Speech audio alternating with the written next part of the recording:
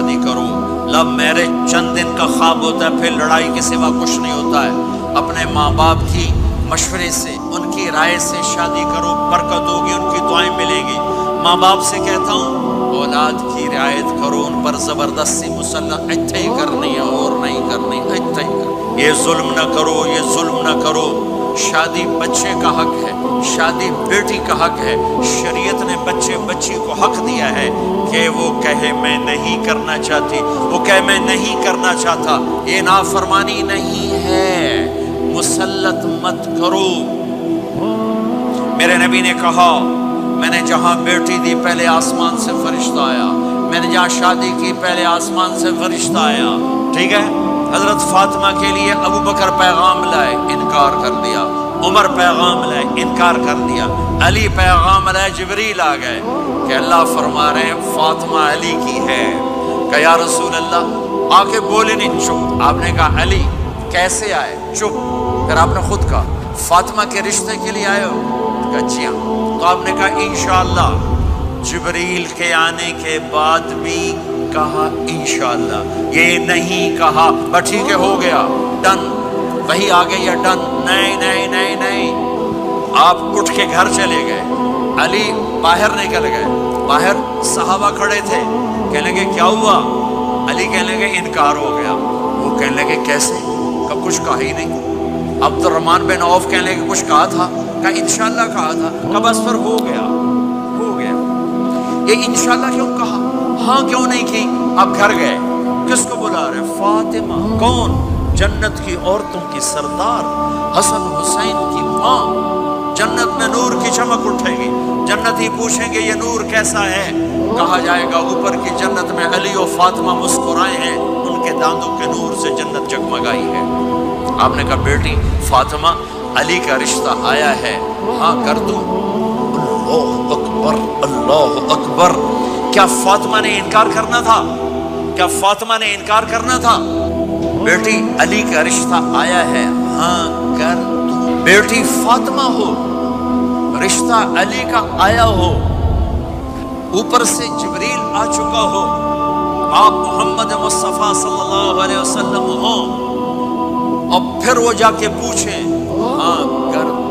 میرے بھائیو، مجھے نہیں پتا یہاں معاشرت کتنی کو بدلی ہے، لیکن ہمارے ہاں بیٹیوں سے نہیں پوچھا جاتا، اور دیہاتوں میں بچوں سے بھی نہیں پوچھا جاتا۔ بات تیرا کر دیتا ہے، ہن بھاویں تو من یا نہ من۔ تمہاری بیٹی کا حق ہے کہ وہ کہے میں کروں گی، میں نہیں کروں گی۔ تمہارے بیٹے کا حق ہے وہ کہے میں کرتا ہوں، میں نہیں کرتا۔ اللہ کے واسطے ماں باپ سے کہتا ہوں جبر مت کرو، جبر مت کرو۔ بچوں سے کہتا ہوں اللہ کے واسطے لو میرج کے چکر میں مت پڑو، یہ دھوکہ ہے، یہ خواب ہے، یہ خواب ہے۔ زندگی اخلاق سے گزرتی ہے، شکلوں سے نہیں گزرتی، شکل و صورت سے نہیں زندگی گزرتی، اخلاق سے گزرتی ہے۔ دو واقعے اوپر نیچے ہوئے، ایک خاتون میرے پاس آ کے پھوٹ پھوٹ کے رونے لگی، کہا مولانا میرا خامد کھربوں پتی ہے، اربوں پتی نہیں، کھربوں پتی ہے، پر زبان اتنی گندی ہے کہ مجھے اس نے زندہ مار دیا ہے۔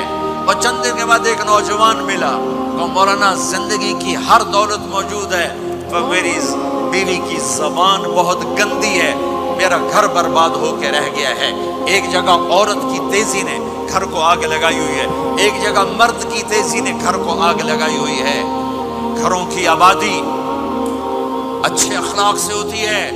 بڑوں سے کہتا ہوں چھوٹوں سے رائے لے کر قدم اٹھاؤ، چھوٹوں سے کہتا ہوں ماں باپ کی رائے کو داخل کر کے چلو۔ اگر دونوں میں اختلاف ہوتا ہے تو ماں باپ سے کہتا ہوں اپنے بچوں کی رائے کو ترجیح دو، زندگی انہوں نے گزارنی ہے۔ یہ میرے نبی کی ایک پاکیزہ خوبصورت زندگی ہے۔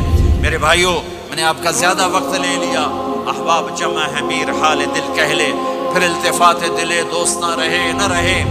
آپ ایک معاشرے میں رہتے ہیں، آپس میں لڑائیاں بھی ہوں گی، جھگڑے بھی ہوں گے، اور بہت سے ایسے ہوں گے عورت عورت سے نہیں بولتی، مرد مرد سے نہیں بولتا۔ ایک بات آپ سب سے کہتا ہوں، یہاں سے اٹھ کر سب ایک دوسرے کو جو لڑے ہوئے صلح کر لینا، ایک دوسرے کو معاف کر دینا، ایک دوسرے کے گلے لگ جانا، ایک دوسرے سے درگزر کا معاملہ کر دینا۔ اور خامد اور بیوی اگر لڑے ہوئے ہوں تو ان کی صلح اتنی طاقتور چیز ہے کہ ان کے صلح کرتے اللہ ان کے پچھلے سارے گناہ معاف کر دیتے۔